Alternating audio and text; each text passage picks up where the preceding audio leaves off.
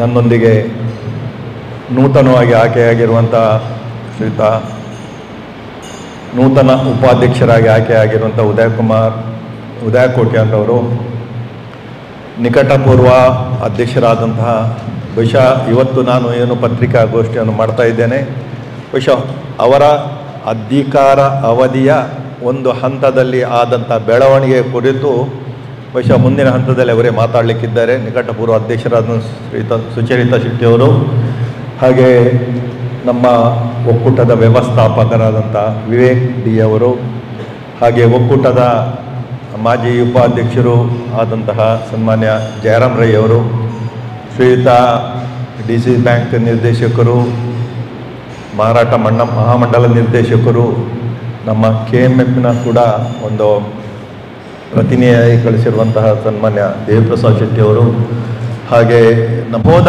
ಸಾಲಿನಲ್ಲಿ 2024-25ನೇ ಸಾಲಿನಲ್ಲಿ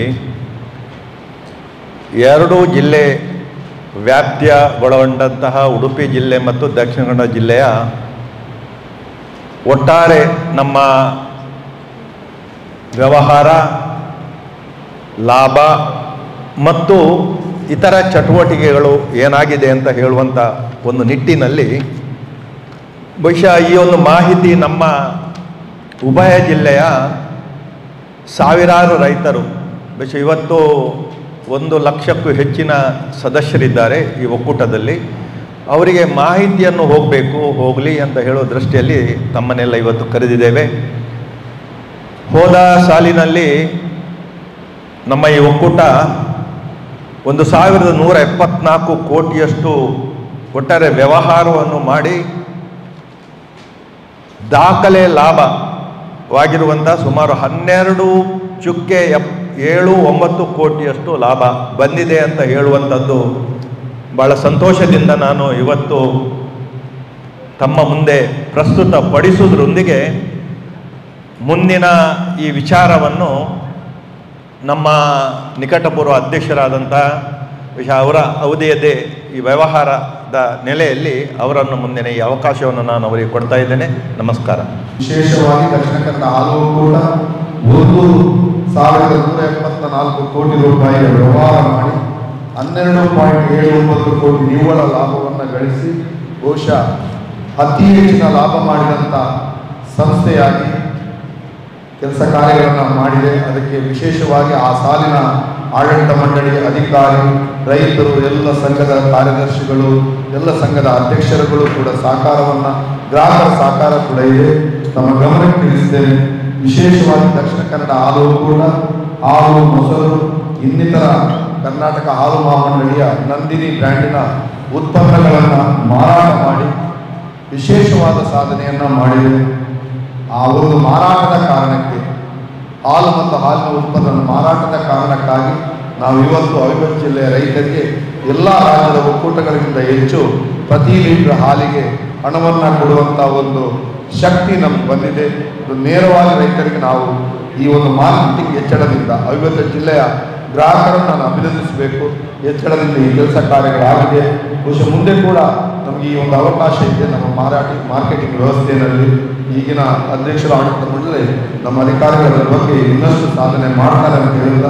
ವಿಶೇಷವಾಗಿ ಹೈನುಗಾರ ರೈತ ಕಲ್ಯಾಣ ಟ್ರಸ್ಟ್ ಅಂತ ಇದೆ. ರೈತರಿಗೆ ರಾಸು ವಿಮೆ, ರಾಸುಗಳಿಗೆ ಮತ್ತು ರೈತರಿಗೆ ಮೃತ್ಯು ಬಂದಾಗ, ರೈತರಿಗೆ ಆರೋಗ್ಯದ ಸಮಸ್ಯೆ ಬಂದಾಗ ವಿಶೇಷ ಸಹಾಯ ಮಾಡಿ ಈ ವರ್ಷ 24-25ನೇ ಸಾಲಿನಲ್ಲಿ ಅವಿಭಜಿತ ಜಿಲ್ಲೆಯ ರೈತರಿಗೆ 2.05 ಕೋಟಿಯಷ್ಟು ಮೊತ್ತವನ್ನು ರೈತರ ಮರಣ, ವೈದ್ಯಕೀಯ ವೆಚ್ಚ, ರಾಶಿ ಮರಣಕ್ಕೆ ನೀಡಲಾಗಿದೆ. ಇದೊಂದು ಅತ್ಯುತ್ತಮವಾದಂಥ ನಮ್ಮ ರೈತ ಕಲ್ಯಾಣ ಟ್ರಸ್ಟ್ನ ನಮ್ಮ ದಕ್ಷಿಣ ಕನ್ನಡ ಹಾಲು ಒಕ್ಕೂಟದ ವಿಶೇಷ ಯೋಜನೆ. ಹಾಗೆಯೇ ರಾಸು ವಿಮೆ, ಅವಿಭಜಿತ ಜಿಲ್ಲೆಯ ರೈತರ ರಾಸುಗಳಿಗೆ ವಿಶೇಷವಾಗಿ ನಮ್ಮ ದಕ್ಷಿಣ ಕನ್ನಡ ಹಾಲು ಒಕ್ಕೂಟದ ವ್ಯಾಪ್ತಿಯಲ್ಲಿ 30,629 ಹೈನು ರಾಸುಗಳಿಗೆ ಸುಮಾರು 6.15 ಕೋಟಿ ರೂಪಾಯಿ ವೆಚ್ಚದ ವಿಮೆಯನ್ನು ಮಾಡಿದೆ. ತಮ್ಮ ಗಮನಕ್ಕೆ ತರ್ತೇನೆ, ಒಂದು ದನಕ್ಕೆ 1 ಲಕ್ಷ ರೂಪಾಯಿ ವಿಮೆ ಇದೆ. ರೈತರಿಗೆ ಅಂತ ಒಂದು ಅಕಸ್ಮಾತ್ ಸಂದರ್ಭದಲ್ಲಿ ವಿಶೇಷ ಸಹಾಯ ಮಾಡುವಂಥ ಈ ವಿಮೆ ರಾಸು ವಿಮೆ ಯೋಜನೆ ಯಶಸ್ವಿಯಾಗಿ ನಡೀತಾ ಇದೆ. ಹಾಗೆ ವಿಶೇಷವಾಗಿ ಅವಿಭಜಿತ ದಕ್ಷಿಣ ಕನ್ನಡ ಜಿಲ್ಲೆಯಲ್ಲಿ ತಮ್ಮ ಗಮನಕ್ಕೆ ತರಬೇಕು. ನಾನು ಇವತ್ತು ಈ ಜಿಲ್ಲೆಯಲ್ಲಿ ಹತ್ತಿರ 3.90 ಲೀಟರ್ ಹಾಲು ಉತ್ಪಾದನೆ ಈಗ ಇದೆ. ನಮಗೆ 1 ಲಕ್ಷಕ್ಕಿಂತಲೂ ಹೆಚ್ಚುವರಿ ಹಾಲು ಹೊರ ಜಿಲ್ಲೆಗಳಿಂದ ನಾವು ತರ್ತೇವೆ. ಈ ಒಂದು ನಿಟ್ಟಿನಲ್ಲಿ ಹೈನುಗಾರಿಕೆ ಸಹಾಯ ಆಗಬೇಕು. ಕಡಿಮೆ ವೆಚ್ಚದಲ್ಲಿ ರಸಮೇವು ಸೈಲೇಜ್ ಜೋಳದ ಒಂದು ವಿಶೇಷವಾದಂಥ ಜೋಳದಲ್ಲಿ ತಯಾರಿಸುವಂಥ ರಸಮೇವನ್ನು ಕಡಿಮೆ ವೆಚ್ಚದಲ್ಲಿ ಧಾರವಾಡ, ಮೈಸೂರು, ಹಾಸನ ಈ ಭಾಗದಿಂದ ತಂದು 1,000 ಟನ್ಗಳಷ್ಟು ರಸಮೇವನ್ನು ಅತಿ ಕಡಿಮೆ ಬೆಲೆಗೆ ರೈತರ ಮನೆ ಭಾಗಕ್ಕೆ ತಲುಪಿಸುವ ಕೆಲಸವನ್ನು ಮಾಡಿ ಹಾಲು ವಿತರಣಾ ಕಾರ್ಯಕ್ರಮವನ್ನು ಮಾಡಿದ್ದೇವೆ. ಹಾಗೆ ಈ ರೋಡ್ನಿಂದ ಅಲ್ಲಿ ವಿಶೇಷವಾದಂಥ ತಳಿ ಒಳ್ಳೆಯ ಗುಣಮಟ್ಟದ ದನಗಳನ್ನು ಖರೀದಿ ಮಾಡಲು ಕೂಡ ರೈತರಿಗೆ ವಿಶೇಷವಾದ ಖರೀದಿ ವೆಚ್ಚವನ್ನು ಕೊಡುವುದರ ಮೂಲಕ ಈ ರೋಡ್ನಿಂದ 24-25ನೇ ಸಾಲಿನಲ್ಲಿ 820 ದನಗಳನ್ನು ತಂದಿದ್ದೇವೆ. ಈ ರೋಡ್ನಿಂದ ಸರಿ 229 360. ಹೌದು, 2 ಸಾಲಿನಲ್ಲಿ ಒಟ್ಟು 329 ಹೋದ ಸಾಲಿನಲ್ಲಿ 329, 130 ಇದುವರೆಗೆ ತಂದಿದ್ದೇವೆ. ಆ ಯೋಜನೆಗಳು ಮುಂದಿದೆ. ಹಾಗೆ ಕರು ಯೋಜನೆಯಲ್ಲೂ ಕೂಡ 1-2 ಕೋಟಿಗಿಂತಲೂ ಹೆಚ್ಚು ಹಣವನ್ನು ಈ ಸಾಲಿನಲ್ಲಿ ವಿಶೇಷವಾಗಿ ಕರು ಸಾಕಣೆ ಯೋಜನೆಯಲ್ಲೂ ಕೂಡ ನಾವು ರೈತರಿಗೆ ಸಹಾಯ ಮಾಡುವ ಕೆಲಸವನ್ನು ಮಾಡಿದ್ದೇವೆ. ಹಾಗೆ ವಿವಿಧ ಯೋಜನೆಗಳಿಗೆ ನಮ್ಮ ದಕ್ಷಿಣ ಕನ್ನಡ ಹಾಲು ಒಕ್ಕೂಟ ರೈತರಿಗೆ ಸಹಾಯ ಮಾಡುವ ದೃಷ್ಟಿಯಲ್ಲಿ ಹಸಿರು ಹುಲ್ಲು ಅಭಿವೃದ್ಧಿ, ಹುಲ್ಲು ಕತ್ತರಿಸುವ ಯಂತ್ರ ಖರೀದಿ ಅನುದಾನ, ಮಿನಿ ಡೇರಿ ಯೋಜನೆ, ಅನಿಲ ಸ್ಥಾವರ ಅಭಿವೃದ್ಧಿ, ಸ್ಲಂ ಪಂಪ್ ಖರೀದಿಗೆ ಅನುದಾನ, ಹಾಲು ಯಂತ್ರ ಖರೀದಿಗೆ ಅನುದಾನ, ಯಂತ್ರ ಖರೀದಿಗೆ ಅನುದಾನ, ವಿಚಾರಗೋಷ್ಠಿ ನಡೆಸಲು ಅನುದಾನ, ಹೊರ ರಾಜ್ಯದ ರಾಸುಗಳಿಗೆ ಅನುದಾನ, ರಬ್ಬರ್ ಮ್ಯಾಟ್ ಖರೀದಿಗೆ ಅನುದಾನ, ವಾಣಿಜ್ಯ ಡೈರಿ ಘಟಕಕ್ಕೆ ಅನುದಾನ, ಹೀಗೆ ಒಟ್ಟು ರೂ 2.6 ಕೋಟಿಯಷ್ಟು ಅನುದಾನ ರೂಪದಲ್ಲಿ ರೈತರಿಗೆ ನಾವು ಕೊಟ್ಟಿದ್ದೇವೆ. ಹಾಲಿಗೆ ದರದ ವಿವರಗಳು ದಿನಾಂಕ 1/4/25ರಿಂದ 3.5 ಕನಿಷ್ಠ ಫ್ಯಾಟ್ ಬರುವಂಥ 8.5 SNF ಇರುವ ಒಕ್ಕೂಟದ ಸಂಘಗಳಿಗೆ ರೂ 40-30 ಹಾಗೂ ಸಂಘಗಳಿಂದ ಉತ್ಪಾದಕರಿಗೆ 39 ರೂಪಾಯಿ ನೀಡಲಾಗುತ್ತಿದೆ. ಪ್ರಸ್ತುತ ಒಕ್ಕೂಟದಲ್ಲಿ 4.5% ಫ್ಯಾಟ್ ಮತ್ತು 8.5% SNF ಇರುವಂಥ ಹಾಲು ರೈತರಿಂದ ಖರೀದಿಯಾಗಿತ್ತು. ಇದು ಗುಣಮಟ್ಟದ ಹಾಲು ಖರೀದಿಯಾಗುತ್ತಿದ್ದು ಇದಕ್ಕೆ ಒಕ್ಕೂಟವು ಸಂಘಗಳಿಗೆ 42.06 ಹಾಗೂ ಉತ್ಪಾದಕರಿಗೆ 40.76 ರೂಪಾಯಿಗಳನ್ನು ಪಾವತಿಸ್ತಾ ಇದೆ. ಇದು ಇಡೀ ರಾಜ್ಯದಲ್ಲಿ ಅತಿ ಹೆಚ್ಚು ರೈತರಿಗೆ ಹಾಲು ಕೊಡುವಂಥ ಸಂಸ್ಥೆ ನಮ್ಮದು. ಜಂತುಹುಳ ನಿವಾರಣೆ ಯೋಜನೆ ನಾಳೆ ಮತ್ತೆ ಉಭಯ ಜಿಲ್ಲೆಯಲ್ಲಿ ಪ್ರತಿ ಸಂಘಗಳಲ್ಲೂ ಕೂಡ ಜಂತುಹುಳದ ನಿವಾರಣೆ ಮಾತ್ರೆ ಕೊಡುವಂಥ ವಿಶೇಷ ಕಾರ್ಯಕ್ರಮ ನಡೆಯುತ್ತಾ ಇದೆ.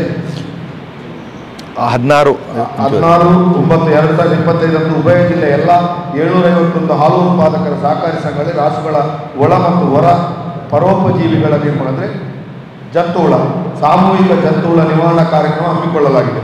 ಇದಕ್ಕೂ ಕೂಡ ಒಕ್ಕೂಟ 8 ಲಕ್ಷ ರೂಪಾಯಿಯನ್ನು ವಿಶೇಷ ಅನುದಾನವಾಗಿ ರೈತರಿಗೆ ಫ್ರೀಯಾಗಿ ಕೊಡುವಂಥ ಕೆಲಸವನ್ನು ಮಾಡ್ತಾ ಇದೆ.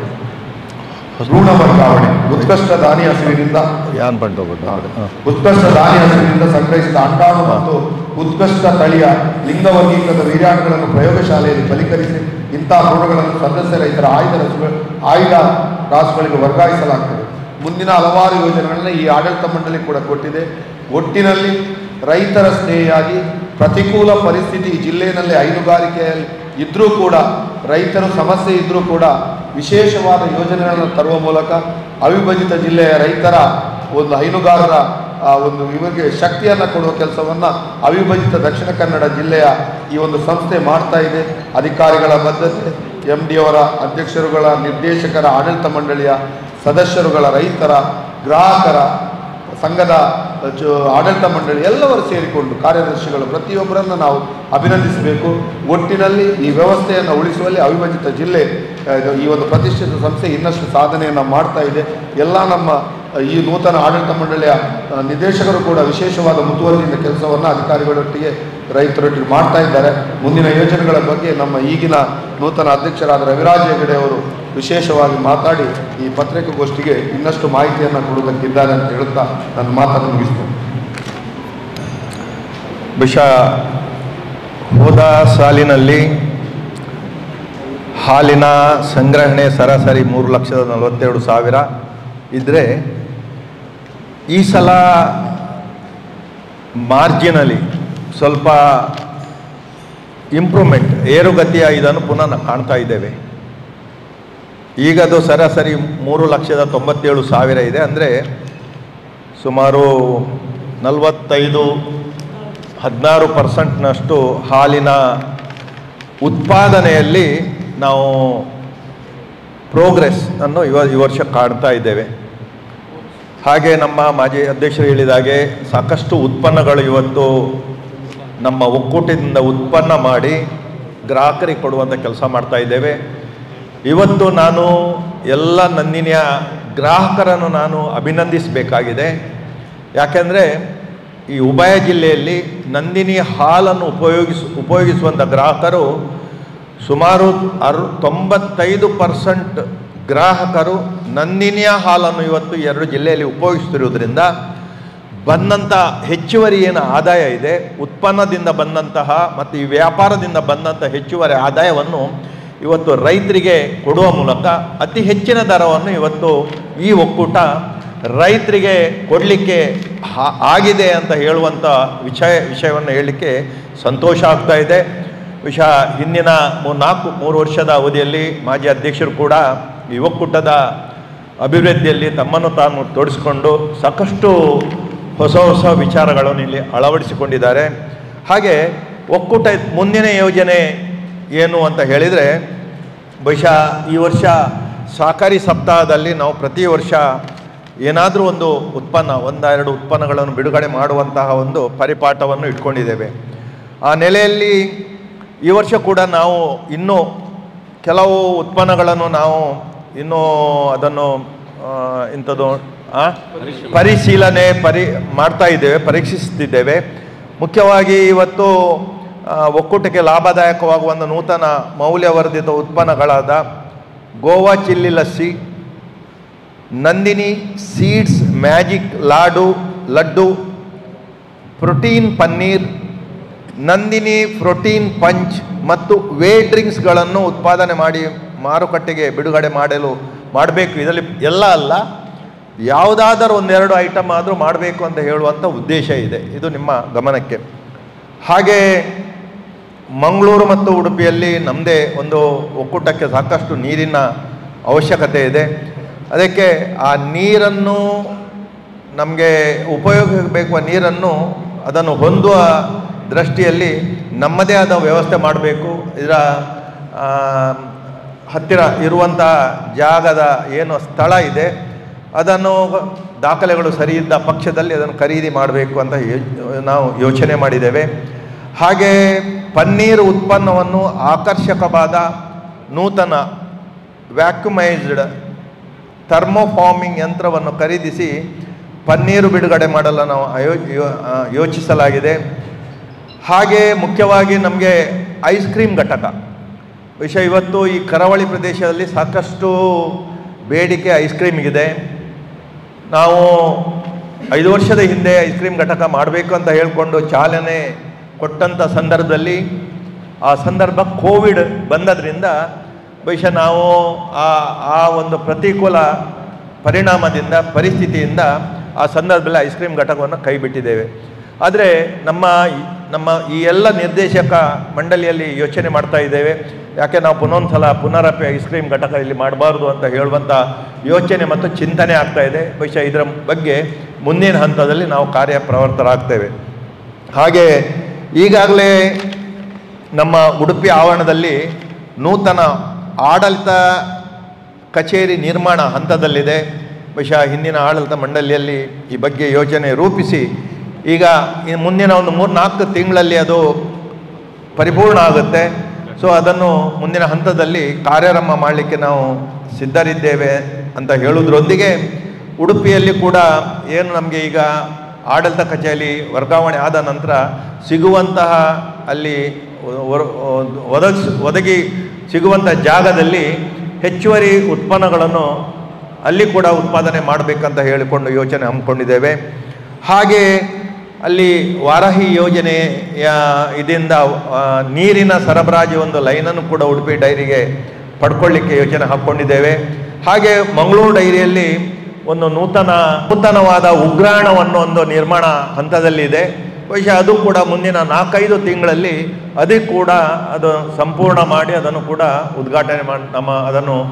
ಉದ್ಘಾಟನೆ ಮಾಡಲಿಕ್ಕೆ ಇದ್ದೇವೆ ಅಂತ ಹೇಳುವಂಥ ವಿಚಾರವನ್ನು ಹೇಳೋದ್ರೊಂದಿಗೆ ಮುಖ್ಯವಾಗಿ ನಾವು ಒಟ್ಟಾರೆ ಒಕ್ಕೂಟದ ಹಿತದೃಷ್ಟಿಯಿಂದ ಯಾವುದನ್ನು ಎಲ್ಲಿ ಮಾಡಬೇಕು, ಹೇಗೆ ಮಾಡಬೇಕು ಅಂತ ಹೇಳುವ ಬಗ್ಗೆ ಈಗಾಗಲೇ ನಾವು NDDB ಅವರಿಗೆ ನಾವು ಎಕ್ಸ್ಪರ್ಟ್ ಒಪಿನಿಯನ್ಗೋಸ್ಕರ ಬರೆದಿದ್ದೇವೆ ಬೋರ್ಡು.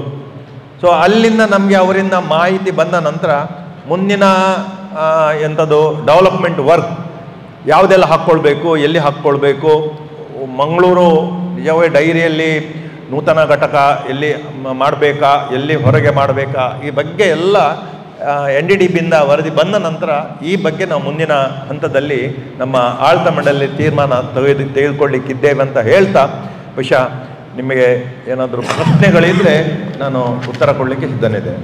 15% ನಾವು ಇದೆ ಎಂಥದ್ದು ಇಂಪ್ರೂವ್ಮೆಂಟ್ ಇದೆ ಮಿಲ್ಕಲ್ಲಿ, ಹಾಲಲ್ಲಿ ಬರಬೇಕು ಅಂತ ಮಿಲ್ಕಲ್ಲಿ ನಮಗೆ ಈಗಾಗಲೇ ನಾವು 15% ನಾವು ಗ್ರೋತನ್ನು ಕಾಣ್ತಾ ಇದ್ದೇವೆ ರೈತರಲ್ಲಿ.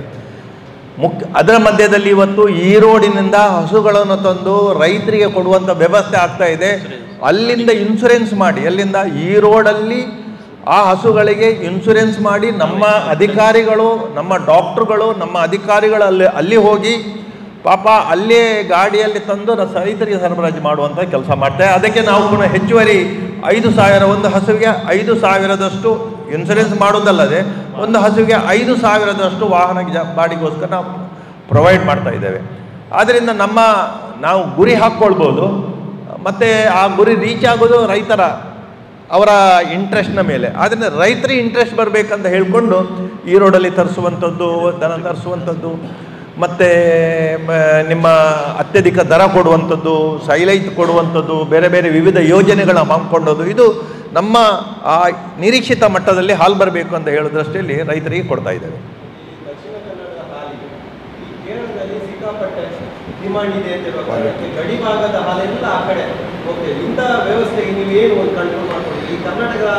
ನೋಡಿ, ಗೊತ್ತಾಯ್ತು ನಿಮ್ಮ ಪ್ರಶ್ನೆ ಗೊತ್ತಾಯ್ತು. ನಾನು ಯಾಕೆಂದರೆ ನಿಮ್ಮ ಬಾರ್ಡರ್ ಲೈನದ್ದು ಹಾಲು ಉಂಟಲ್ಲ, ಅದು ಕರಾವಳಿ ಹೋಗ್ತದೆ, ಯಾಕೆ ಕರಾವಳಿ ಅಲ್ಲ ಕೇರಳ ಹೋಗ್ತದೆ ಅಂತ ಕೇಳುವಂಥದ್ದು. ಅದು ಈಗ ನಮಗೆ ಇಡೀ ರಾಜ್ಯಕ್ಕೆ ಒಂದು ಪಾಲಿಸಿ ಇದೆ. ರೈತರಿಗೆ ಹಾಲಿಗೆ ಕೊಡುವಂಥ ದರ ಅಥವಾ ಒಂದು ಪ್ರೈಸ್ ಪಾಲಿಸಿ, ಒಂದು ಪಾಲಿಸಿ ಇದೆ. ಅದು ಕರ್ನಾಟಕ ಮಹಾಮಂಡಳಿ ಏನು ಅಳವಡಿಸಿಕೊಂಡಿದೆ ಅದನ್ನು ನಾವು ಅಳವಡಿಸ್ಕೊಳ್ಬೇಕಾಗ್ತದೆ. ಅದೇ ಕೇರಳ ಹೋದರೆ ಈಗ ನಮ್ಮಲ್ಲಿ ಮಿನಿಮಮ್ ಕ್ವಾಲಿಟಿ ಮಿಲ್ಕ್ ಅಂತ ಹೇಳಿದರೆ 3.5 ಮತ್ತು 8.5, ಅದಕ್ಕಿಂತ ಕಡಿಮೆ 3.5 ಫ್ಯಾಟು 8.5 SNF ಇರುವಂಥ ಹಾಲು ನಾವು ಸ್ವೀಕಾರ ಮಾಡ್ತೇವೆ. ಅದಕ್ಕಿಂತ ಕಡಿಮೆ ಹಾಲನ್ನು ಸ್ವೀಕಾರ ಮಾಡಲಿಕ್ಕೆ ಬರೋದಿಲ್ಲ. ಅದು ನಮ್ಮ ಈಗಿನ ಪಾಲಿಸಿ ಪ್ರಕಾರ ಅದು ಕಳಪೆ ಗುಣಮಟ್ಟದ ಹಾಲು ಅಂತ.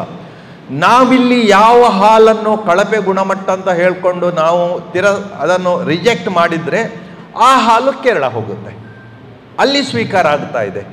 ಅವರ ಪಾಲಿಸಿ ಅದನ್ನು ಅಲ್ಲಿ ಸ್ವಲ್ಪ ರಿಲ್ಯಾಕ್ಸೇಷನ್ ಇಟ್ಟಿದ್ದಾರೆ. ಮೋಸ್ಟ್ಲಿ ಅಲ್ಲಿ 3.2 ಇದೆಯಾ, 3.2 ಇದೆ.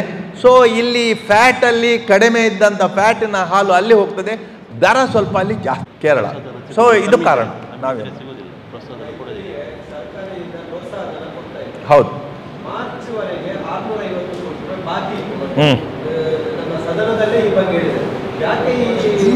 ಗೊತ್ತಿದೆ.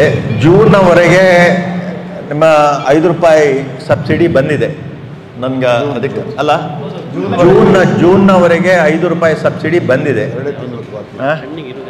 ಹೌದು, ಒಂದು ಪೆಂಡಿಂಗ್ ಆದರೂ ಕೂಡ ಒಂದು 2 ತಿಂಗಳು 3 ತಿಂಗಳು ಪೆಂಡಿಂಗ್ ಆದರೂ ಕೂಡ ಬರ್ತದೆ. ಇದು ಸಾಮಾನ್ಯವಾಗಿ ಎಲ್ಲ ರೈತರಿಗೆ ಗೊತ್ತಿದೆ, ಬಂದೇ ಬರ್ತದೆ, ಗೊತ್ತಿದೆ. ಸ್ವಲ್ಪ ಡಿಲೇ ಆಗ್ತಾ ಇದೆ.